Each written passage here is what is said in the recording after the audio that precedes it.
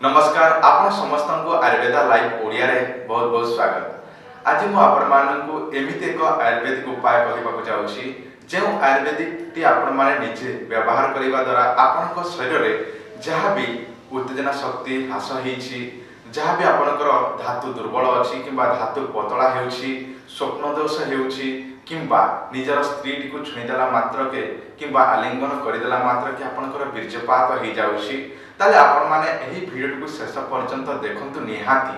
कारण आज जो टॉपिक ऊपर आलोचना करबाकू जाउछि सेही टॉपिक टी आपण मानको पाई बहुत इंपोर्टेंट। कारण आपण माने निश्चित भाव फास्ट फूड आइटम खाउथिबे, तेलिया जिंस खाउथिबे, मसला जातीय खाद्य खाउथिबे। कारण पूर्वर लोक माने देखिथिबे बहुत दिन पर्यंत बंचुथिले कारण से माने खाद्य पानीय पूरा नेचुरल जिंस खाउथिले, किंतु वर्तमान आमे तेलिया जिंस खाउछु, मसला जिंस खाउछु इत्यादि जहा भी खाउछु ताहा द्वारा आम शरीर को जहाँ भी विटामिन दरकार नेचुरल जिंस से सब आम शरीर को मिलू नाही, ताहा द्वारा आम शरीर अनेक प्रकार रोग देखा जाउछि। आपण माने चिंता करंतु नाही, आपण माने देखिबे गुप्त रोग हेले कोनसे आयुर्वेदिक जिंस ही व्यवहार करिबा आवश्यक। कारण आम शरीर को आयुर्वेदिक जिंस ही ठीक भाव में काम करिवो। आ जदि आपण माने कोनसे भी डॉक्टर पाखु जिबे ताले एही गुप्त रोग विषय कहबा पाई मध्य लज्जित अनुभव करिवे, किंतु वर्तमान आम चैनल रे आपण माने अनेक प्रकार गुप्त रोगर चिकित्सा किंबा जे कोनसे रोगर चिकित्सा विषय अनेक वीडियो पाई परिबे एही चैनल माध्यम रे। आपण माने जदि एही चैनल टी को नवा देखिबे किबा नवा देखुछंती ताले चैनल टी को सब्सक्राइब करि दियंतु एवं पाखरे थुबा बेल नोटिफिकेशन आइकन को मध्य प्रेस करि दियंतु, जहा फल रे एही चैनल रे जते मध्य नवा वीडियो आसीबो आपन को शीघ्र पहुंची पारिबो। आ गोटे कथा आपण माने समस्त वीडियो को देखुछंती ताले शेष पर्यंत देखिबा को अनुरोध। कारण आपण माने अधार देखिले आपण किछि भी बुझी पारिबे नाही। आपण माने 2-4 मिनिट आपण ध्यान देकी देखंतु आपनकर काम रे निश्चित आवे आसीबो। कारण कोनसे आयुर्वेदिक जिंस कोनसे देह को क्षति पहुंचाय नाही। आ जदि आपण मेडिकल स्टोर किनि के आनिबे यूज करिवे ताले ताहा संगे संग काम करिवो सत, किंतु किछि दिन गला परे सेही औषधर ताहारी अनेक डिजीज बाहरी जीवो। किंतु आपण माने आयुर्वेदिक मास मास धरि व्यवहार करिवे ताहे किछि समस्या होबो नाही। तो चलंतु मु आपण मानकु गोटे आयुर्वेदिक उपाय कहूछि जहा फल रे आपनकर धातु पतला हेउछि, शीघ्र उत्तेजित हेउ नाही, नपुंसकता अछि, गुप्त रोग रे पीड़ित अछंती, आपनकर अनेक चिंता लागि रहिछि, एथि पई कोनोसी डॉक्टर को मध्य कहि पारु नाहंती, निजर संग साथी बंधु वर्ग को मध्य ए विषय कहि पारु नाहंती, ताले आपण माने एही वीडियो को शेष पर्यंत देखि एही आयुर्वेदिक उपाय टी करंतु, देखिबे आपनकर शरीर निश्चित भाव ठीक हबो एवं जहा भी गुप्त रोग अछि से सब निश्चित भाव ठीक हे जिवो। वर्तमान ध्यान देकी सुनंतु मु आपण मानकु कोन कोन आवश्यक हबो एही आयुर्वेदिक औषध टी निजे तैयारी करिया पई वर्तमान कहूछि। आपन को दरकार हबो एथि पई जोटा कि बाइडंक मंजी आपन को दरकार हबो। आपन ऑनलाइन मध्ये मगाई परिबे किबा दुकान मध्ये किनि परिबे।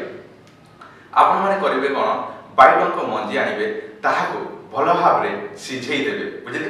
सिझेई देला परे ताहारी चोपाटी को बाहर कर नेबे एवं सेई मंजी रे जो सस थिबो अर्थात भीतर अंश को आपण भलो भाबरे सुखै नेबे। तापर सुखी गला परे ताहाको छेंची की गुंड कर देबे। केते नेबे 300 ग्राम रो 350 ग्राम नेबे, बुझिले, जो मंजी एवं सिझेई की आपण जदि पारिबे गरम पानी छाड़ी के आपण क्षीर रे आपण सिझेइबे ताले ताहार बेटर रहिबो। आपण कोन करिवे क्षीर आपण गोटे 2 लीटर आनिबे एवं सेतरे आपण बाइडंक मंजीटी मिसेइबे आउ ताकू सिझेइ देबे। सिझी गला परे सेई चोपाटी छडे देबे से मंजी ठारो। ताहा पर आपण जो सस बाहिबो मंजी अंश ताकू सुखे नेबे, सुखी गला परे चूर्ण करि देबे। ताहा पर आपण को दरकार हो आउ दुईटी जिंस, से जिंस हेउची अश्वगंधा। अश्वगंधा आपण 250 ग्राम आपण किणकी आनिबे। जे कोनसे आयुर्वेदिक सेंटर रो आजिकाली समस्त जगह रे मिली जाउची, आयुर्वेदिक दुकान रे मिली जाउची, ता सहित आपण जे कोनसे मेडिकल स्टोर रे मध्ये मिली जाउची। आइबे 250 ग्राम।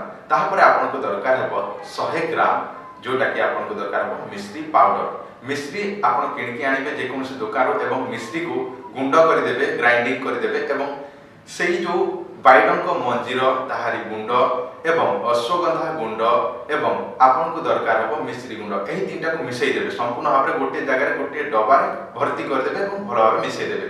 ताहा परे ताहा को यूज करिवे केमति ताहा ध्यान देकी सुनतो। यूज करिवार प्रणाली हेउची सकाळ खाली पेट रे गोटे ग्लास उखुम क्षीर नेबे, बुझिले। उखुम क्षीर गोटे ग्लास नेबे एवं सेतरे 2 चम्मच पकेइबे, बुझिले। 5 ग्राम हो कि 10 ग्राम हो आपण पकेइबे।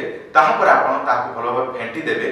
2-4 मिनिट गला पर ताहाको भलो भाबरे आपण कोन करिवे रखिबे 2-4 मिनिट जमे कि रखिबे जमी गला पर पुणी आपण घांटी देबे ताहापर आपण फेंटी के आपण पीबे एही परे सकाळ समय एवं संध्या समय संध्या रे झाड़ा झपड़ जिवे नित्यकर्म सारिबे एवं सेवन करिवे ताहापर आपण भात डाली जहा भी खाइबे एहा द्वारा कोन हबो आपनक शरीर रे जहा भी बीर्जजनित समस्या अछि शीघ्र पतन समस्या अछि गुप्तरोग पीड़ित अछंती किबा जहा भी समस्या अछि निश्चित भाबरे ठीक हबो आ आपण माने देखिथिबे अनेक लोगन को आजिकली समस्ते मेडिकल स्टोर रो औषध आणुछंती एवं निजर जोटा कि सेक्सुअल पावर टे बढ़िया पाई मेडिसिन खाउछंती किंतु से सब वर्तमान आपण खाइ देबे किंतु वर्तमान खाइला परे किछि दिन गला परे मासे 2 मास परे ताहा परे ताहारी डिजीज आरंभ होई जिवो बा ताहारी साइड इफेक्ट बाहरिबो किछि दिन गला परे किंतु आपण एटा व्यवहार करिवे ताहले आपनकर मासे 1.5 मास 2 मास एटा व्यवहार करि दियंतु देखिबे आपनकर जीवन सारा केबे हेले आपनकर शीघ्र पतन समस्या रहिबो नाही